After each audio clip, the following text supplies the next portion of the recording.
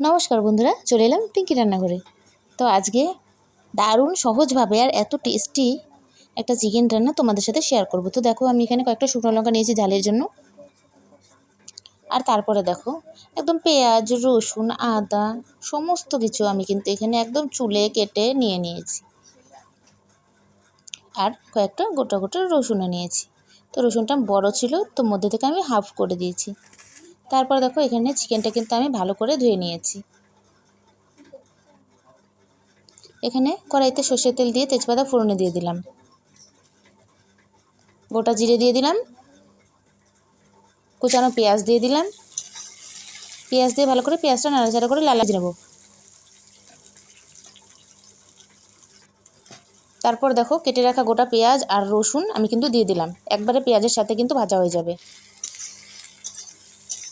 তো নাড়াচাড়া করে কিন্তু ততক্ষণ নাড়াচাড়া করবো যতক্ষণ না কিন্তু পেঁয়াজগুলো লাল লাল হচ্ছে, ততক্ষণ ভাজবো।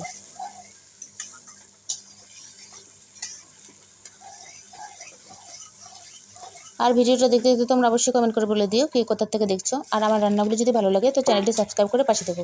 তারপর দেখো, কেটে রাখা টমেটো দিয়ে দিলাম, পেঁয়াজটা লাল লাল করে নিয়েছি ভেজে। তারপরে কিন্তু কেটে রাখা টমেটো দিয়ে দিয়েছি, দিয়ে তারপর কিন্তু কিছুক্ষণ নাড়াচাড়া করার পর কিন্তু দেখো, এখানে যা মশলা বেটে রেখেছি কিন্তু আদা, জিরে, লঙ্কা সব কিন্তু এখানে দিয়ে দিলাম, রসুন সব বাটা একসাথে দিয়ে এখন কিন্তু নাড়াচাড়া করব। নাড়াচাড়া করব, মশলাটা কষাতে হবে।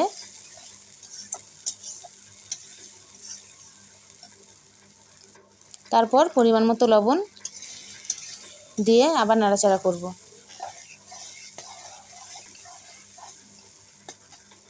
তারপর পরিমাণ মতো হলুদ দিয়ে দিলাম। আমি এখানে কিন্তু একটু বেশি করেই দিচ্ছি, কারণ তাহলে কিন্তু পরে আর এক্সট্রা করে মাংসতে কোনো দেওয়ার দরকার নেই। তারপর দেখো, সামান্য পরিমাণ এখানে জল দিয়ে দিলাম।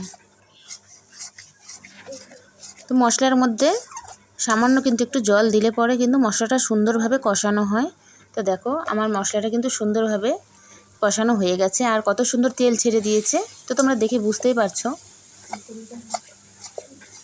তারপরে সামান্য আর একটু কষাবো।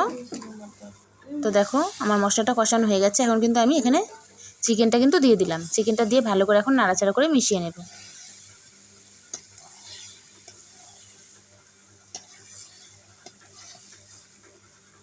তো দেখো বন্ধুরা, এখন নাড়াচাড়া করে মাংসটা ভালো করে কষিয়ে নিতে হবে।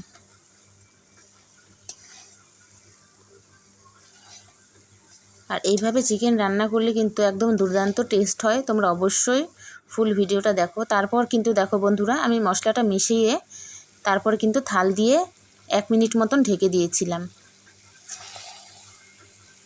কারণ 2-1 মিনিট যদি একটু থাল চাপা দিয়ে ঢেকে রাখা হয় তাহলে দেখো কত সুন্দর একদম মাংস থেকে তেল ছেড়ে দিয়েছে একদম সুন্দরভাবে।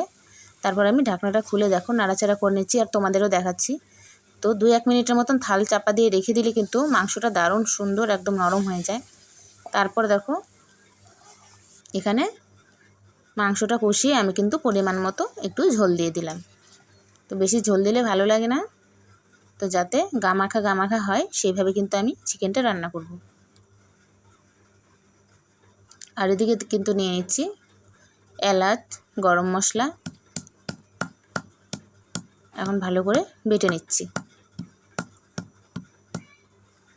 তারপর বাটা মশলাটা কিন্তু আমি ওপর দিয়ে দিলাম। আমার কিন্তু চিকেনটা রান্না হয়ে গেছে।